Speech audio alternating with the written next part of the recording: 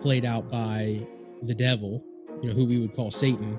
And it was very much an appeal, because that's what Pennywise did, and it was kids, and it was appealing to the child with like that. He appealed to what they wanted every time. He used their fear, or he used something that they want to draw them in. All right, everybody, welcome back to the WatchWell Podcast. We are back with another movie review, our latest episode. My name is Parker, and this is my co-host, Nick. Nick? Can we get a...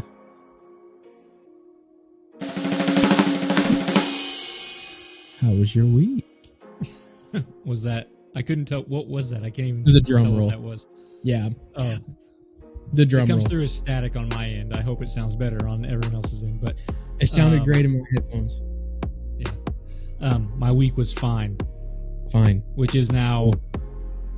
Not officially like for sale or anything, but is on a t-shirt.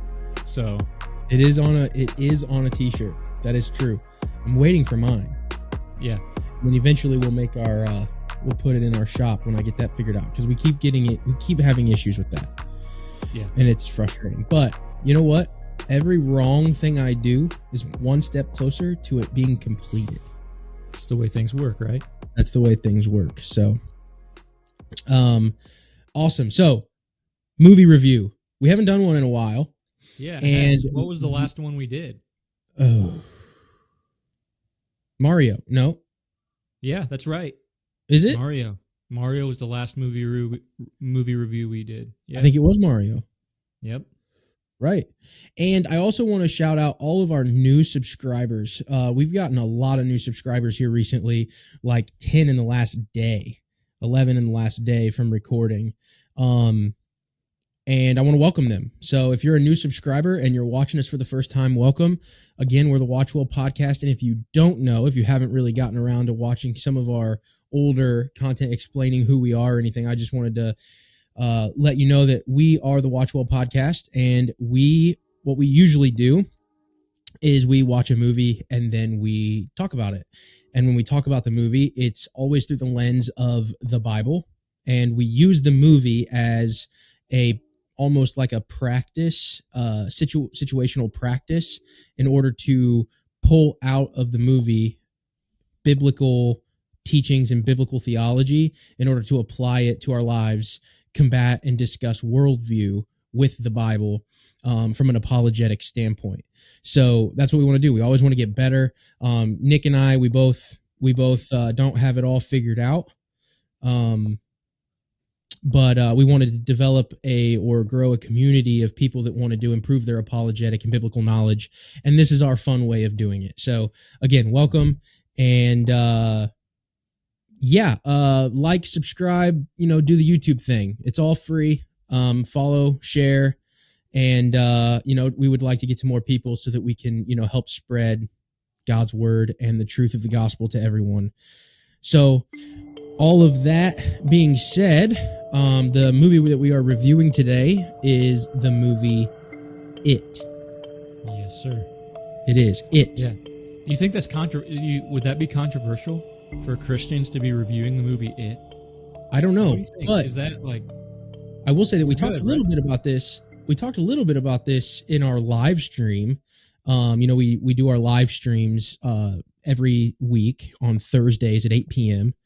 And we don't really have any plans on changing that quite yet officially.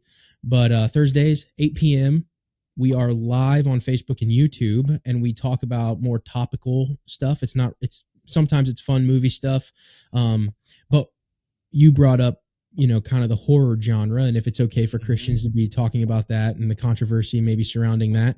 And we have a live stream that we talked about yoga and horror films and briefly like occult kind of stuff, with Halloween and the history of Halloween with Christians. And we were kind of both shocked with what we found. So if you guys are interested in any of that, go check that live stream out. It's available on YouTube and Facebook. So, and you talked about how you try to avoid horror movies, and then you listed 15 horror movies. That's exactly right. Right. Yeah. That's exactly what I said. So, yeah. And then you also talked about some of your church friends who absolutely love horror movies. Yeah. Yeah. and actually made a mhm. comment, I think, that they wished we did more horror films. And then They would have more they would special actually watch. listen to our podcast if Yeah, we did some if horror movies. Yeah. yeah. Well, Yep. here you go. Here's it. Yeah. Here we go. Here The it is. movie was Number one. it came out in 2017. Rotten Tomatoes score 86. Yeah. So that's critics. Critics 86 and, critics. yeah, 86 critics and 84 audience, and it's got an IMDb rating of 7.3 out of 10. The box office pulled in 327.5 million. It is an R-rated movie. Yeah, which makes, I think that was, if I'm not mistaken, either number 1 or number 2 ever for horror movies at the box office. Oh, interesting. I didn't even know that. Yeah. Cool. So this is up there.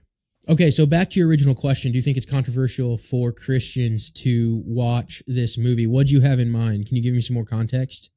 Well, I mean, same kind of thing we talked about on that live stream.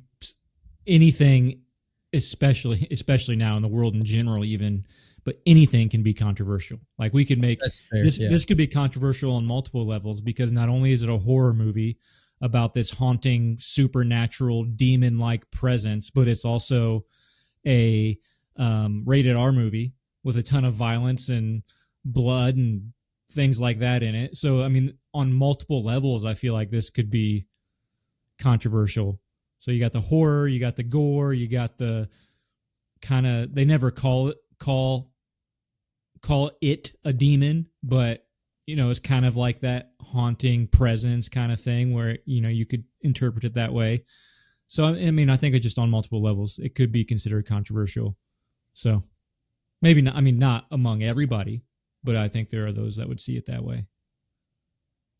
Yeah, I mean, I think it also goes back to like the rating, because, well, like normally we do like kind of our, I'm blanking on what it's called, the plugged in movie. Yeah, that stuff. And then we kind of talk about our rating. And I think this one probably deserves a rated R, but it's not like an RR rated movie. Like I was thinking, what I mean is I was thinking that it was going to be like way more scary. Like I didn't even really think it was a scary movie. And that's all I was thinking about that question separately too. So it's rated R. It's got a ton of gore and all of that stuff. It absolutely should be rated R. But then my next question, which you already answered, was it even scary? It wasn't, not at all. Yeah, I didn't think so either. I didn't think it was scary at all. So it, like the I was actually very shocked. Horror, yeah, as far as horror goes, I could see why people, which I've never read the book, but I could see why people love the book if this is accurate. Because the second you put on screen, like if I'm reading a book, then everything that's happening in the movie is something I'm seeing in my head. I'm creating those images, right? And it's going to be a lot more scary in my head just from that I'm drawing from a piece of text and a description than it's going to be when I actually see it on screen. So I feel like that's pretty obvious with this movie. Yeah, no, I agree with that for sure. Definitely didn't think it was that scary. Definitely agree with you. It should absolutely be rated R. What about age? So in terms of age, I guess this is where I think the conflict in watching this movie from a Christian perspective maybe come into play when you talk about age of when you watch a movie like this, and you let Liam watch it. Yeah, he watched it. It was kind of his idea. It was absolutely his idea. What is he, 16? No, he's not 16. 15. He's 15. Yeah. So younger than that, not at all. I would agree. Probably I would not. agree. Yeah. Definitely not 10. No way. Yeah. Should you have watched it first before? So as parents and Christian parents, should we watch movies and filter the content? And where does that line, you know, I don't always, I mean, I have a 3-year-old and I don't always watch a movie before. Now there are some movies where it kind of makes me think, oh, maybe I should, you know, show some discernment here and watch this before I let my 3-year-old watch it. You know, absolutely. Yeah. And I'm not also letting my 3-year-old watch it. Yeah. So I'm just saying that in terms of watching movies, where do we draw the line for, okay, we need to screen this and then say yes or no because we know the content, or let's just, risk it for the biscuit and let them watch it. And well, a long time ago, I looked up the parent guide for it. So I was pretty comfortable already knowing what was in it, or at least what was included in that. And if anything was missed, then I, maybe I should have watched it, but beforehand. But so that's typically what I do is before I let either kid, or before I'm like, we're going to watch this movie together, I generally go through the IMDb parent guide, plugged in movie reviews, Common Sense Media, and look at what they say about the content that's contained in it. And I think probably the most helpful thing is the IMDb parent guide, because they will actually break everything down into categories and describe to you the scenes that fit those categories. Mm-hmm. So you don't even have to go watch it. So right, if there's nudity in a movie, a nudity in a movie, I can know that in advance and see what they mean. Is it like a dead body on a gurney that's nude, or is it like sexually graphic scene? So I kind of use that as a guide, or at least a place to start. And so with this movie, it's just cussing and gore, really. Right. And the gore is not even really that much most of the movie. There's a few scenes where it's really, really prominent and really, really bloody. But for most of it, it's really just about some friends. Right. Right. Mostly. So yeah, I didn't see a problem with him watching this at 15. But I also obviously know him very well. Right. So that always comes down to like your parenting style, your actual kid, how mature are they? What can they handle? Because he agreed, he said it wasn't scary. And maybe he's just posturing, trying to be courageous and tough, but I doubt it. I doubt that's the case, but he didn't think it was very scary, except for the opening scene is what he said with Georgie. So he thought. But I think, to his defense, I think that opening scene, which wasn't scary. It wasn't scary, but I think it could be scary because you don't know what's about to come. Yeah. And I think that plays into a lot of like manipulating your emotions, and that's what movies do. They use sound effects and music, and it's like something awful is going to happen, but you have no idea what. Yeah. Yeah. And I think that adds to part of it too. So that suspense is definitely helping. Okay, so that's kind of, we ripped off the introduction of the movie. Did you like it? Yeah, I liked it. If I can just be general, I liked it. I can nitpick anything. I can nitpick absolutely any movie that I watch, but yeah, I liked it. So we're talking about chapter 1 and chapter 2. Chapter 1 and chapter 2, right? I did not like chapter 2. Okay. I didn't like it. But I did enjoy it chapter 1, which was 2017. So with the one released in 2017. Chapter 2 was released 2 years later, I think, in 2019. 27 years later with all the same characters, just now they're grown-ups, they're adults. So, and it's really basically, in my opinion, just a rehash of the first one, just with adults instead of kids. And the acting wasn't as good in the second one as in the first one. So if I'm being completely honest, I thought it was kind of boring. Really? Yeah. It was kind of whatever. I thought it was boring, kind of unbelievable. It really wasn't that scary. It wasn't. So like when it comes to horror films, for me, obviously we're Christians and we believe in spiritual warfare and demons and angels and, what the Bible teaches, what it teaches us there are in the, I guess, the metaphysical, right? So I would say, for me, in order to like something, you need to ride the line of not real enough, but not too fake either. Mm-hmm. And I think this spilled over that line into way too fake. And it was just, it came off as just, Yeah, I think I agree with you. And I think that would be one of my nitpicks. But did I enjoy watching? I kind of still enjoyed watching it though. So it definitely. But I don't know if I can say that I enjoy watching it because of the movie more so than I enjoyed watching it with you and Liam. Right. So that's part of it too, because this is the first movie that we've watched for the podcast together. And it is, isn't it? Yeah. So I don't know if I can truly say that. Like, I would have had to have watched it by myself and had that comparison in order to be able to say, I watched this movie and I really just enjoyed the movie. But I don't think I did. I think it was more the experience of watching it with you guys that added to the movie. Yeah. Yeah. And maybe that's why I hated chapter 2, because I was watching it alone. And it wasn't at all scary. To me, like, the cheese factor and the fake factor was all like, the volume was turned as far up as it could go on what was cheesy and fake in the second one. So I'm with you. But don't forget, it should have been the second movie that we watched together. And I guess the company wasn't good enough for the first one, because we tried to watch Signs and you were out within 10 minutes the night before. Yeah. So yeah, I will say that is true. I did fall asleep during Signs. But not because you were bored. You were like, you didn't even have time to get bored. No, I didn't. No, I was actually kind of into it because I was like, I've never seen this movie. Which is crazy to think that I've never seen this movie. And I was like really pumped. And then they were like going through the cornfield, and then I woke up and I was like, oh, I'm going to bed. And the movie was over. It was over. So yeah. Okay. Back to it. So the key characters. We've got the Losers Club. Okay. Bill, Beverly, Ben, Richie, Mike, Eddie, Stanley.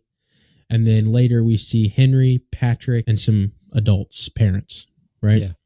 Lots of adults, teachers. I think there's a store owner. There's, just lots of adults that don't really serve any purpose other than to be background, like to know that they're in existence. Right. Pennywise, a supernatural creature that haunts the town of Derry every 27 years. Mm-hmm. Yep. Anything else you want to talk about there, Nick? What did you think of... Actually, two things. Before I jump into asking about the opening scene, which we've talked about a little bit, but just generally, what do you think of Pennywise as a character, as like a creature versus... Because I had never read the books. So this movie was the first exposure I've ever had to the book or anything to do with the story It. Yeah, I've never read the book. I had always assumed that the story of It was a guy who dressed as a clown and was like a serial killer. Like, so I had no idea what the movie or books or anything was about other than there's a clown involved. So I was actually kind of caught off guard a little bit with Pennywise being a supernatural creature and this haunting presence that really, I think they straight up said, only the kids can really see, right? The parents don't see him. And that was another thing. I want to go back real quick because I just had this thought. I don't mean to cut you off, but that was another reason why I didn't really like the movies, because they didn't really explain, at least in the first movie, they didn't really explain. I don't think that they did justice explaining where Pennywise came from. Yeah, they don't. There isn't. From what I remember, there wasn't an origin. And I think it was really hard to relate to the bad guy in terms of understanding, because normally, and I'm just speaking general here. Normally, you get a backstory of why the bad guy is bad. Yeah.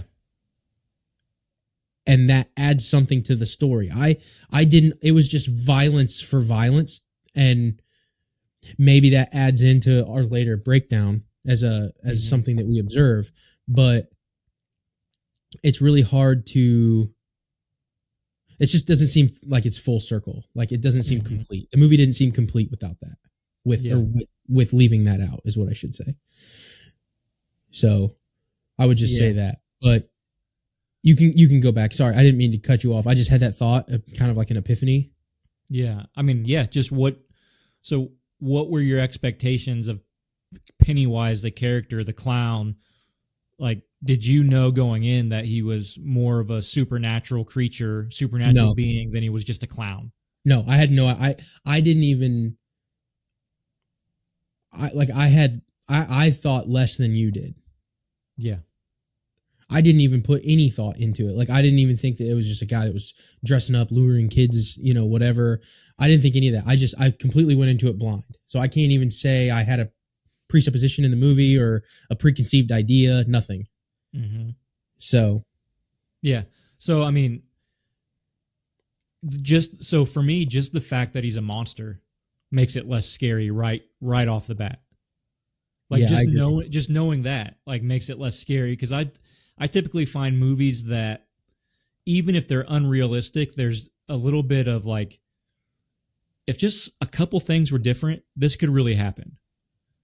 Right? Like, there's a movie called, and I don't recommend it because it's very, well, I don't know if I recommend it. I'm just going to let it hang out there and people can make their own decision. But the movie The Strangers. Okay. Right? It's about some random strangers terrorizing this couple who's at a vacation home. And it's terrifying because you could see somebody being disturbed enough to actually do this. And so, like, when I sit there and watch that movie, I actually do feel a sense of dread and a sense of terror and horror, because I'm thinking, man, this isn't far off from just somebody easily being able to do this to somebody else. But then with this, when I thought it was like a serial killer clown, basically, that idea, okay, maybe that could be scary. But as soon as it becomes supernatural, I don't know if you'd call it realism or logical mind or whatever you would call it, just kicks in, and it's like every time something is supposed to cause you to jump or be fearful, it's like, well, it's not real. Well, I think I think I agree with you, because it kind of follows the same line of thinking as, like, super cheesy, scary things become humorous. Mm-hmm. And this is kind of in the realm of what that was for me. It was, like, so far out there that I was like, it's kind of funny. Mm-hmm. Because he also shapeshifts, like, he changes form, right? Yeah, it's, like, so far out there. Which maybe that connects to what we were talking about, like, right at the very beginning. Maybe that's more of, like, a demonic thing, Maybe. So, but they never come out and make it seem like that or say that, I don't think, that I remember. So, but I do think, I originally took your question, what were your original thoughts of Pennywise? Mm-hmm. Before you prefaced it by saying, like, before we watched the movie, like, coming into the movie. As I was watching the movie, I did see an interesting tactic or strategy that I think is pretty biblical, played out by the devil, who we would call Satan. And it was very much an appeal, because that's what Pennywise did, and it was kids, and it was appealing to the child with, like, that he appealed to what they wanted. Mm-hmm. Every time he used their fear, or he used something that they want to draw them in. Synopsis. Do you want to take that, or do you want me? Yeah, I got it. So I'll just read this. In the summer of 1989, a group of bullied kids band together to destroy a shape-shifting monster which disguises itself as a clown and preys on the children of Derry, their small Maine town, state of Maine. So, yeah, so that's just a quick, which we've kind of already talked about it just in what we've mentioned about the movie so far. But so the movie opens up. You have Georgie and you have Bill. Georgie is this young kid who wants to go outside in the rain, and Bill is his older brother who doesn't want to play with him, basically, and says he's been sick all day. I'm dying. Did you see what I was throwing up? And then they make a little boat. Would you call that origami? Is that like an origami boat? Yeah. Like folding out of paper. And then Georgie excitedly runs outside, puts it in the drain, like where the water's draining, and watches the boat fly and chases it. And then the boat goes down the storm drain, right? And Georgie's kind of just standing there looking like, oh no, Bill's going to be so mad at me. I lost the boat. And and then there you go. Exactly. Right there. That's where Pennywise appears. And then there's that interchange in what you said. He shows Georgie the boat. This is what you want. Right? This is A child who is all alone, isolated from those who are to protect them, and here's your toy. Here's what you want, right? And that's what that gets Georgie's attention. And I mean, forget the fact. I mean, even if you are a 6-year-old kid or however old Georgie is, he's young, he's little, and there's a clown in the sewer drain. I don't know that. And he says, "Hey, here's your boat." I don't know that that's going to draw you in and cause you to have a conversation with it.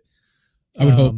Yeah, I would hope the stranger danger thing would kick in. And yeah, maybe that kicks in a little bit there. Blow the whistle and run back to mom and dad or something. And what parent lets their 6-year-old go like hauling down the street with a boat in the rain? Well, I mean, you got to remember. Oh, so I guess you're right. I wasn't thinking about the 80s. You're right. So the movie's taking place in 1989, but the book was actually written to show you. So the first half of Stephen King's book, I found this out afterwards, is set in like 1957.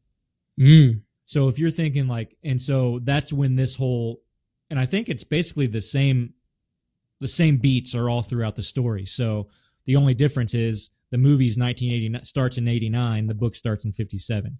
So if you think about 1957 and how safe people felt to go outside, like go play in the neighborhood, kids running around all over the place, on the streets in like the suburbs and everything. So I don't think it would have been unusual for, and again, I don't know how Georgie was for a 6, 7, 8-year-old kid just to be running around playing outside. So, but I don't know. Even if I'm 6 years old and see a clown in the storm drain, I'm not going closer. That's for sure. I'm not even if he has my boat, I don't care about the boat enough to go check out the clown in the storm drain and have a conversation with him. But so Pennywise, spoilers, Pennywise first takes off Georgie's arm, right?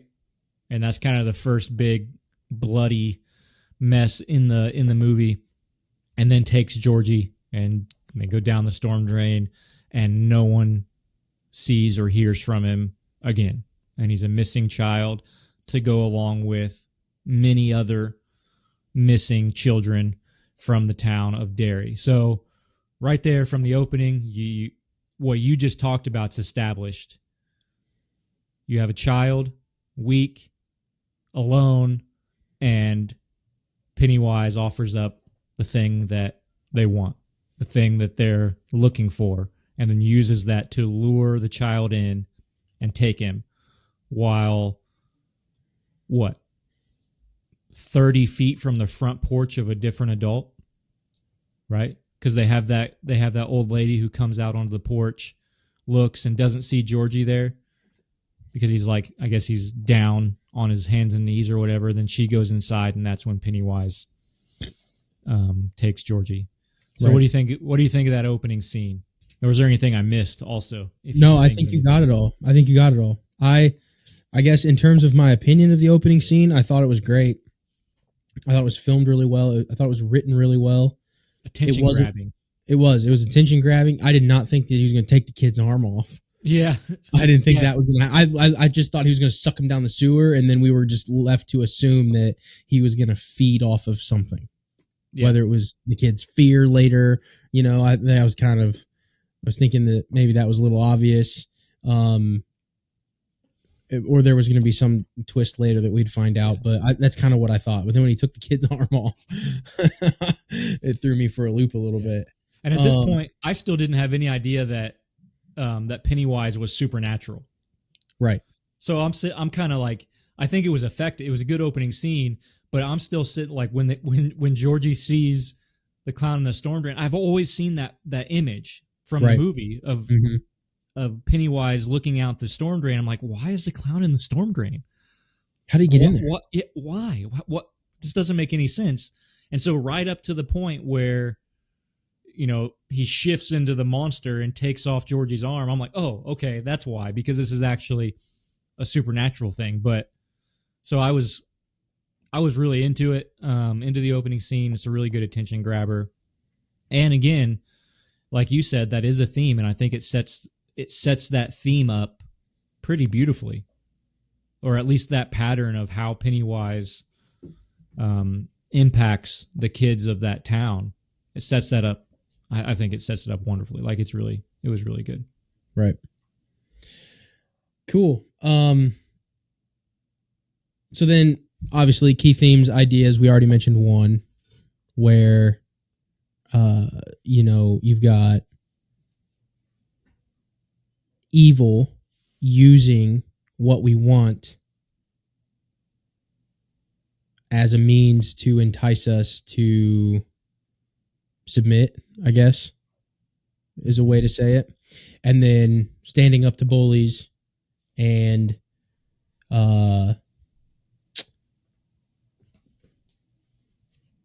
we all need community to overcome our trauma. Sorry, I had to look at the notes on that one. I couldn't remember. Yeah. And then you also put a note in here, I must find Georgie alone. Is there anything specific that you meant by that? Talking about it from the perspective of Bill, because technically speaking, Bill is the protagonist. So Bill is Georgie's older brother, and he's the one. So he feels all kinds of guilt about Georgie being taken because he didn't want to go outside and play with Georgie. He wasn't actually sick. So he was kind of pretending to be sick, and he didn't want to go out and play with Georgie. His little brother was kind of a nuisance to him, and he just didn't want to, hang out with him. So he sent Georgie outside to play, and then he's taken, right? He's killed, and he's no longer there. So, but as far as Bill knows, and as far as everyone in the town knows, none of the kids who are taken are dead. They don't know that, right? They don't know if the kids are dead or if they're just missing. So they're living with this reality of, at least in terms for Bill, he's living, Georgie was taken because of me. It is my fault that Georgie's taken. And there's a scene in the garage where Bill's dad comes home, and Bill has built a map of all of the sewers. And he's talking to his dad about how they might be able to find Georgie with the sewers. And then his dad tells him, no, we've been over this before. We're done with this. And then he's told to clean it all up and forget all about all of it. So in that, he's trying his best to make up for what he's done wrong and find his little brother.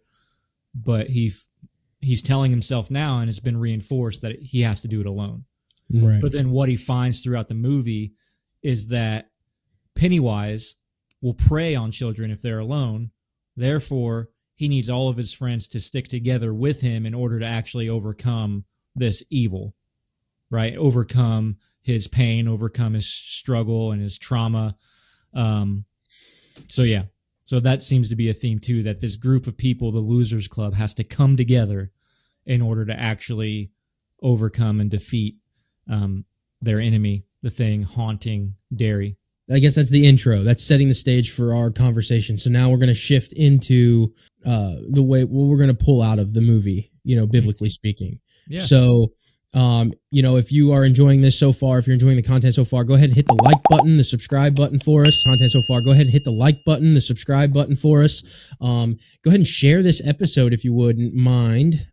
Share it to somebody that likes horror movies, is a fan of Halloween. Maybe you know somebody that likes the movie It. Share it to them. And we want to hear you guys in the comment section. So we want to hear if you agree with us, if you disagree with us, and we'll try to comment back and reply to your comments as best we can, and maybe we can get a good discussion going in the comment section. So go ahead and do all the social media stuff. And Nick, do you want to start with your first observation? Yeah. So the biggest observation, or the biggest thing that I can see, is, so Pennywise in the movie is this haunting presence over this town of Derry, and really haunts the weakest among them more than anything else, and more than anyone else. So the children of this community are the ones who are haunted, and in a lot of ways, while the adults stand idly by, those who might have more means to stand up to Pennywise, or the ability to actually protect and serve their children, kind of stand idly by and just let this stuff happen. But if you look at Pennywise, and then its presence and impact and, say, influence over everyone in the town of Derry, especially all of the kids directly that is haunting. To me, it's Pennywise. You can look at that and extrapolate that Pennywise is essentially, the way they experience Pennywise is how we experience sin. Sin is a ruling, dominating, haunting presence over every single person who has ever lived in the history of the world.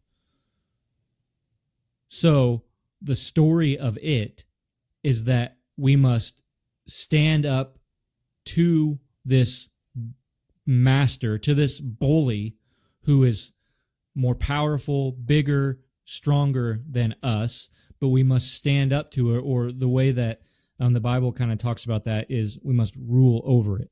So standing up to our sin, if you read there's been a couple of movies where this has come up, but if you read the story of Cain and Abel in Genesis chapter 4, so the whole story is this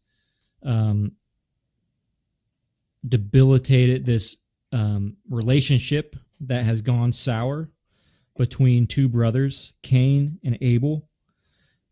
Abel brought offerings to the Lord that God accepted, and Cain brought some substandard offerings to the Lord that God did not accept. And rather than seeing the fallenness in himself, Cain then becomes jealous, envious, and angry with his brother over the fact that that God had accepted Abel's sacrifice and not Cain's.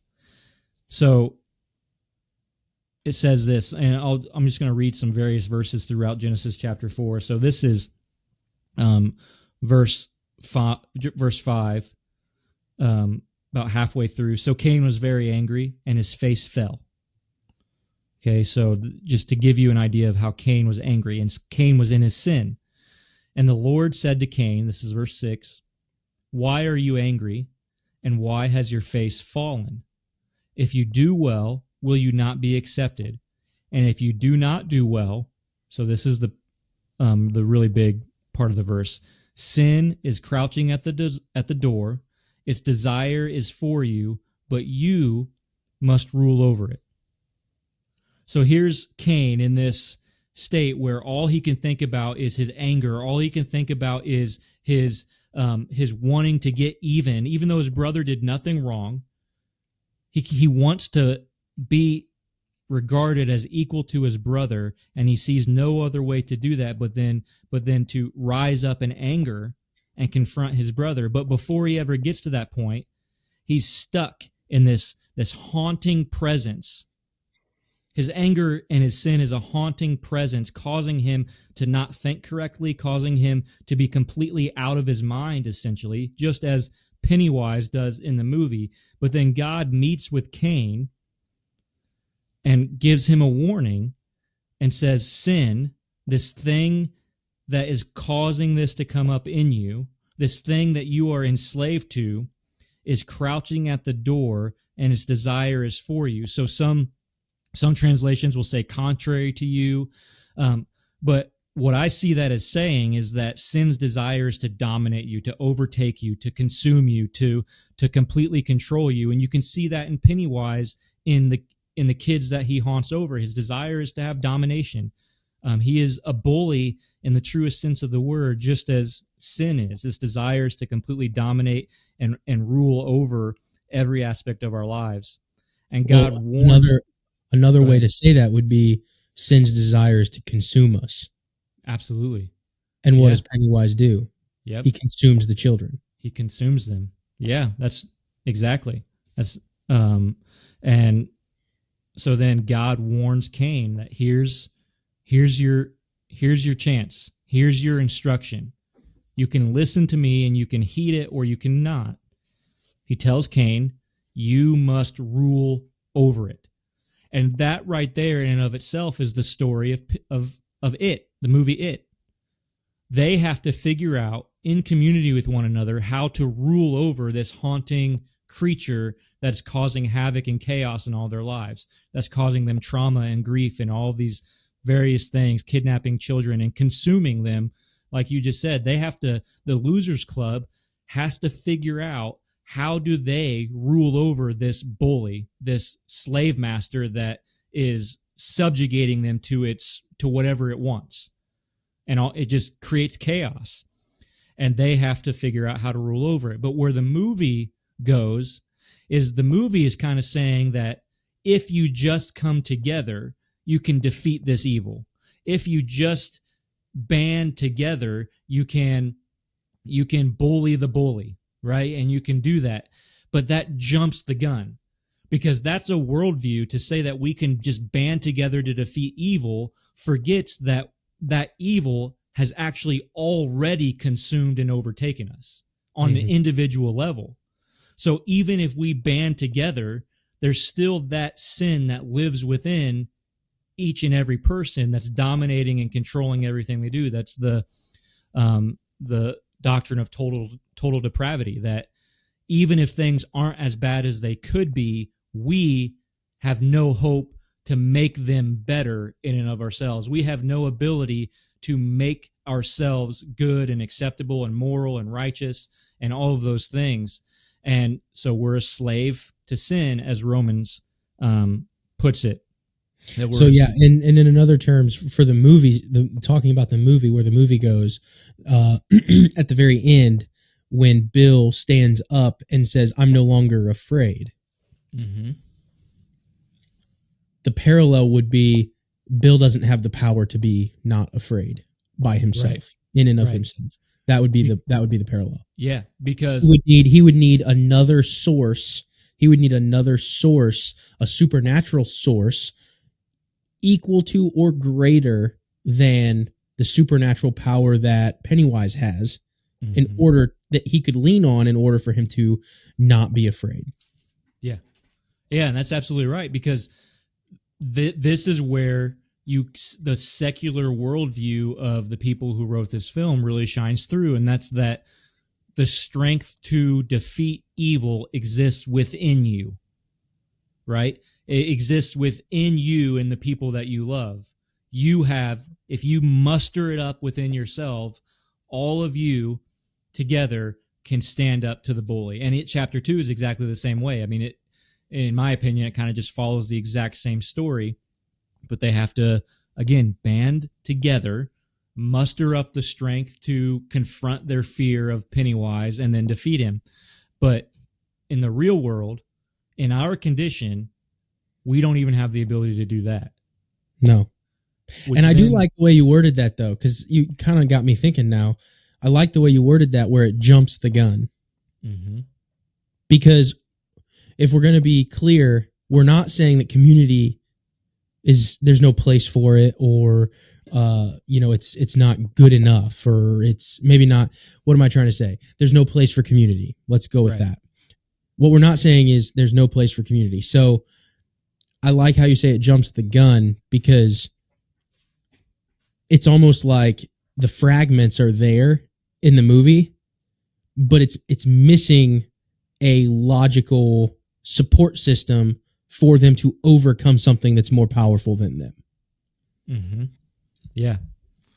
And so when we look at it from a Christian perspective, it's obvious where that comes from. And that's from the fact that in our hopelessness, God sent his son to provide us hope. God sent his son to give us strength. God sent his son to do what we absolutely can't do to defeat sin. He sent his son to live perfectly righteous, to die an atoning death, to pay for our own penalty, and then raising from the dead to defeat death once and for all, promising eternal life to anyone who will place faith in him. And in doing so, he provides the strength and ability to overcome the evil that is haunting us, that is dominating us, that is consuming us, and we can actually do what Cain couldn't now, and we can rule over it. And not only can we do that individually, but like you said before, it's jumping it. The movie It gets it out of order.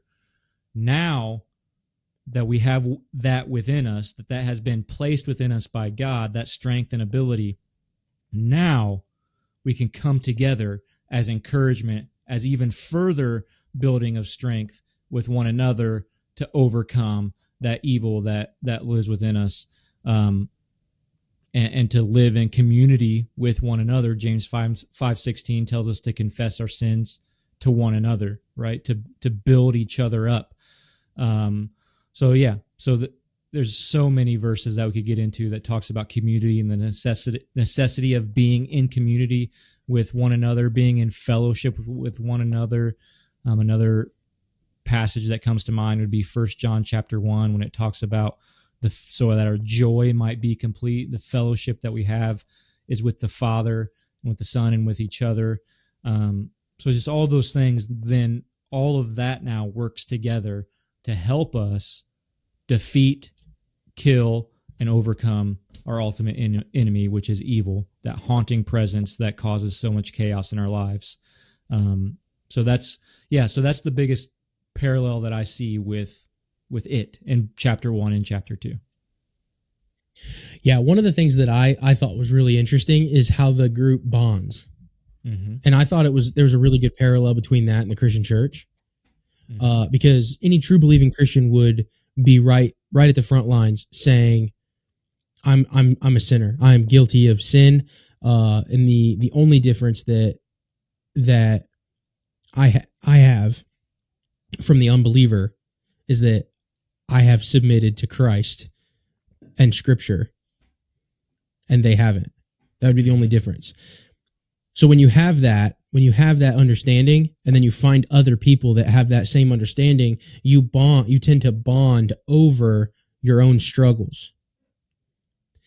So the sin, not the acts of sin, but the struggle and the battlefield of, not sinning anymore and having a heart of humility in order to avoid sin and live a righteous life by faith, I think is a very interesting way to look at the losers club. Mm-hmm. Because what do they bond over? They bond over their trauma. Mm-hmm. And if we equate sin to trauma, I think that's an interesting parallel. So the openness of a Christian circle, no differently than the openness of the losers club, they were right in each other's lives, with parents who were sexually abusing one of the kids, beating one of the kids, keeping, what was the mom who was keeping her kid indoors? She was more of like a hypochondriac or whatever. Do you know what I'm talking about?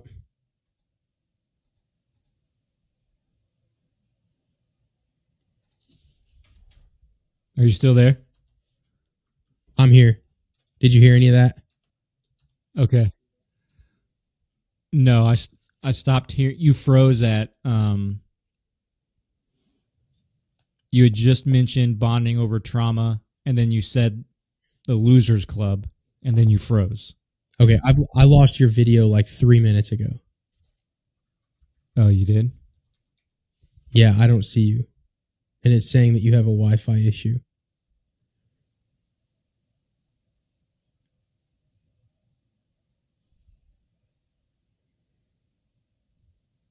I haven't lost connection.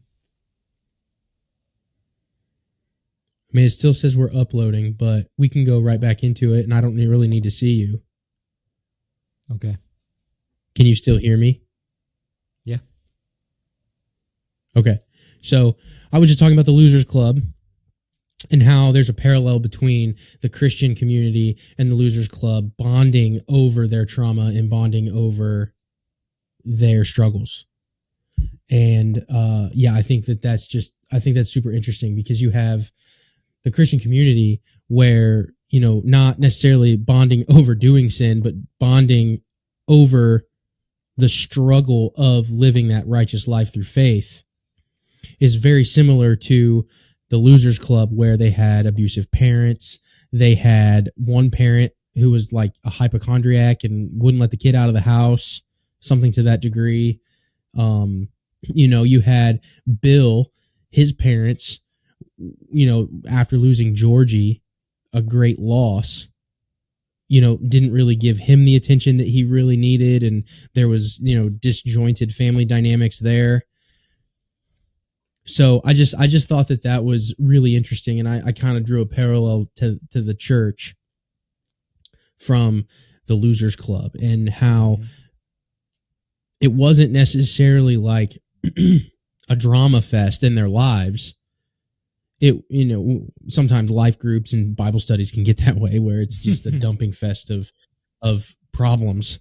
And it wasn't like that. It was more like, hey, we're coming together because we all struggle with something, and we're unified together by our flaws and our traumas and our enemies. And most of all, the biggest enemy, which is the monster that's trying to consume us. Mm-hmm.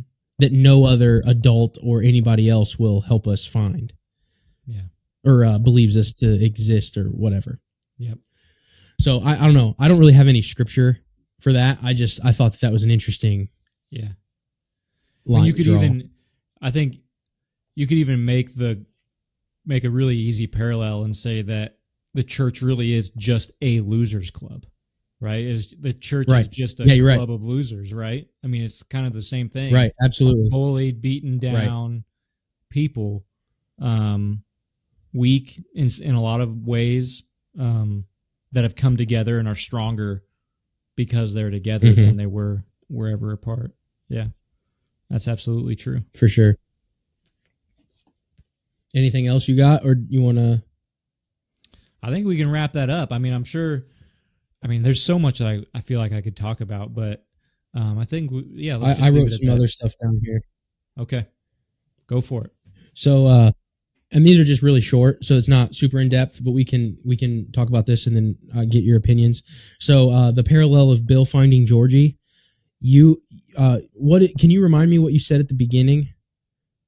Where you said almost like it was a negative thing, where he wanted to find Georgie alone. Yeah, not necessarily that he wanted to, but he thought he had to. Like, I have to. So I took that a different way. Okay. I took that a different way. So you were saying, like, it's my fault. Like, your position, the way you received that character was, it's my fault that he's gone. And when no one knows that he's dead, I have to find him because I have the responsibility. I think that's a fair take. Or just the guilt, right? I took it as, he's my brother. I need to go save him. Okay. So I took it from like more of an evangelical position, where sin is consuming every day all of these people who don't know Christ. And we need to have the same tenacity that Bill does when he's trying to find Georgie, when we look at our outreach. Yeah. That's true. That's the way I took it. That same intensity of, I am going to forsake my parents. I'm going to be disobedient. I'm going to find my brother because I don't want him essentially to die. Mm-hmm. Now I'm not advocating for more sin or anything like that. I'm just saying that intensity is what the character portrayed, where he's like, I'm building models in my garage and stealing my dad's stuff to do this. And like, he was trying to find his brother. Yeah. And we should persist even when we're told to stop. Hey guys, it's Parker from the WatchWell Podcast. If you liked this video, we want to go ahead and have you subscribe right here on this button. If you want to watch the full podcast episode, go ahead and click right here. And if you want to watch another WatchWell clip, go ahead and click right here. And remember, if you're going to watch well. We'll see you in the next one.